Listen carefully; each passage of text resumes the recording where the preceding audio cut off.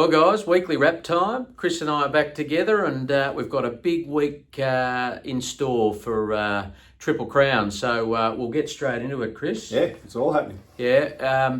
Before we get into the racing, which there's some big races on as well, but massive week next week when it comes to the Magic Millions Broodmare Sale, which starts on Tuesday. And we've got 3 in there, Chris. We've got Rev Miss, Revolutionary Miss, Miss Hellfire and Amelius. And got a big 24 hours planned. We've got drinks with plenty of owners, and we've got about 30 people at the sale. So really excited for that. Yeah, it's going to be great. It'll be bittersweet, of course. We've been, all 3 mares have been close to our hearts over the years, and done a massive job on the racetrack and given us a lot of great experiences. But the thing I love about these broodmare sales is it just gives the owners another great experience at the end. It's almost, look, they're all going to sell well. They're all high quality mares.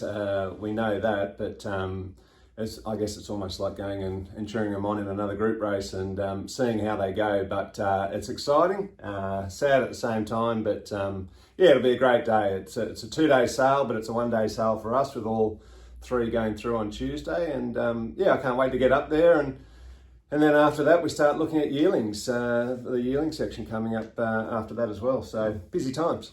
Absolutely, and they all look immaculate. They've been prepared, 2 or 3 of them have been prepared by Yarraman. Miss Hellfire turned up straight from Eagle Farm stables, so but she's race fit, so she looks pretty damn good too. And if anyone's interested, you can get onto the Magic Millions website on Tuesday, and you can watch it all go through live. So really excited about that, and it'll be a great couple of days. Certainly will. So moving on to the racing. Starting tomorrow at Randwick, we've had a huge amount of torrential downpour, probably a couple of hundred mils over the last 48 hours. So the track will be interesting. The rain stopped, and I think that's it now. And it's meant to be a sunny day tomorrow. So, but I expect it's still going to be in the very heavy range, which is perfect for Diablo Bolt, who steps out.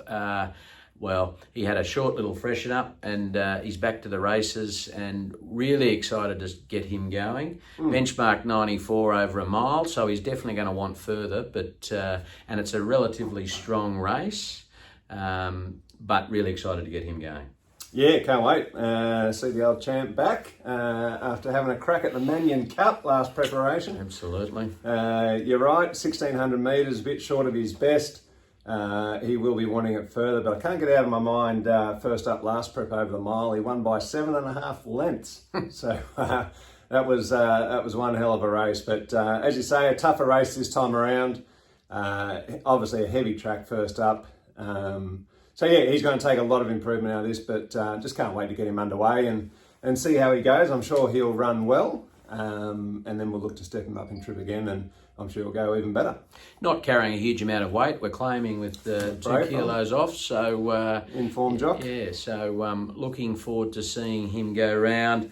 And then up in Queensland, big day, Doberman Cup Day up there, and really excited for Sir Artie's owners. He's had a long layoff. He had a hoof injury straight after winning back-to-back at Metro level. So he's actually shooting for a hat-trick. He's got Ethan Brown on board, a top Melbourne jockey, drawn barrier 4. He's never performed that well on resumption, but there's been excuses for all of them, and his first trial was excellent, so really excited to get him going. Yeah, that's right. It's interesting looking at his first up form, isn't it? It doesn't read well, that's for sure, but when you look at it, there are a few natural excuses, so it does put a bit of grey into it, I guess. Like heavy tracks and the like. He's certainly a horse who wants a good track, and is currently a soft 5 up there. That improved 1 grading overnight, I think it was, and with the good weather up there, I'd like to think it's going to get to a good 4, which will be perfect. He's going to love the distance. 1,350 metres is right up his alley.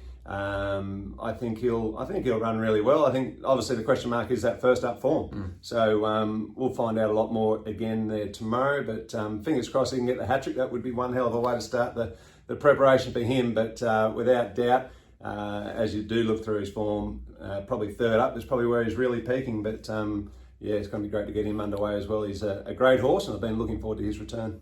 Don't often say this, but it might be worth a sneaky few dollars each way. Oh, here we go. Here we go. So, not my tip, but there you go. Yeah, mock has been put on. Yeah, no, he'll surprise everyone. So, then we move on to Monday. We've got two 2-year-olds trialling. Savai, ladies only horse, he's having his second trial of his career, but first for the preparation. They're starting to be quite happy with him, I think. He started a little slowly in the stables, but now progressing quite well, and this might just switch him on and get him going. Yeah, well, he's been gelded now, hasn't he? So, which is what he needed. He was starting to get a bit heavy, and that's what happens with these colts sometimes. Obviously, if they need to be gelded, it's for one or two reasons. If they lose their athleticism through getting too heavy and gross, or alternatively, they sort of go in the mind and concentrate on other things. But I think the gelding's done him well. He's certainly looking well, trimmed him up a little bit. So he'll have a very soft trial tomorrow, being his first one for the preparation. And then no doubt he'll have a second trial where he'll be allowed to stride out a bit more. But great to see him get going, and can't wait to see him go around. It'd be nice to get him to the races this time, get all the ladies out and about. So, and then we've got War King, who's going really well in the Kieran Maher stable. He's had a few hit and misses with the weather, so he's missed a few trials, but hopefully stepping out on Monday for his first career trial, and they've been really happy with him. Yeah, they have. He's been training well.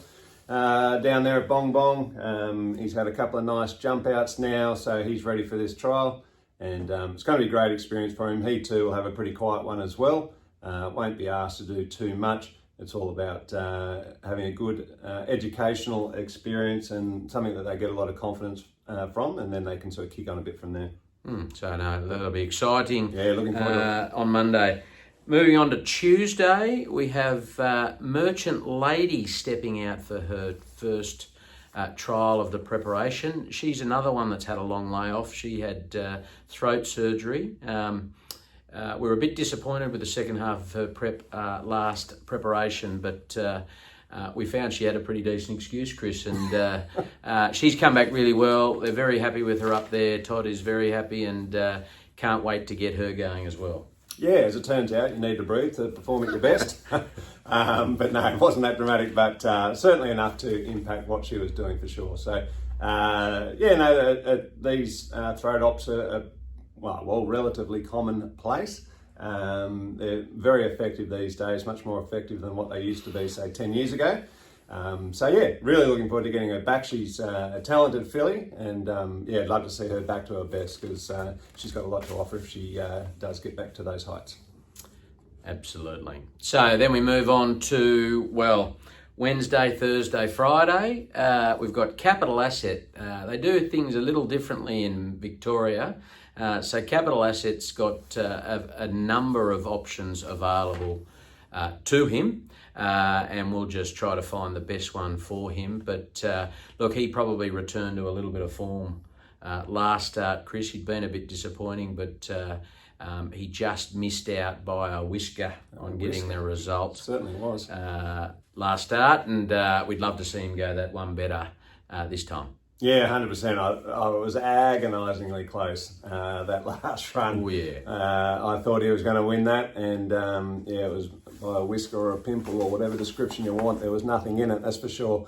But a great run. Really good to see him perform like that, and he's pretty deep into his preparation now, so I wouldn't have thought there's too many runs left in this prep. So love to see him repeat that sort of performance and get another win on the board for his owners, because they certainly deserve it, as does he. And very pleased with that performance, and let's hope he can back it up. And finally, another one we're keen to get a result with, Pierrot. He was pretty disappointing last start on a very heavy track at Newcastle, so it's been a bit hard to find him the right race, a suitable race with all the weather that's been. So we've scratched him or missed out, not accepted on a couple. But he's looking to Armidale next Thursday, I think it is. Guess what? What? Heavy 10 at the minute.